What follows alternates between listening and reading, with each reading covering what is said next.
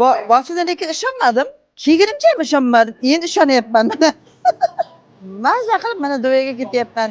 Ishonchga ishoninglar. Ishonch zo'r. Kumush mollarni sotib oldim.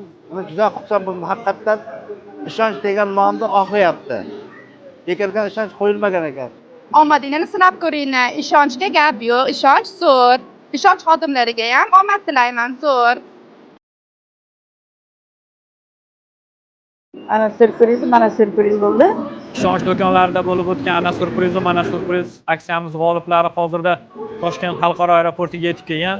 Xabaringlar bor, hozirda barcha mijozlarimiz shu yerda. Sanoqli soniyalardan so'ng Dubayga yo'l olamiz.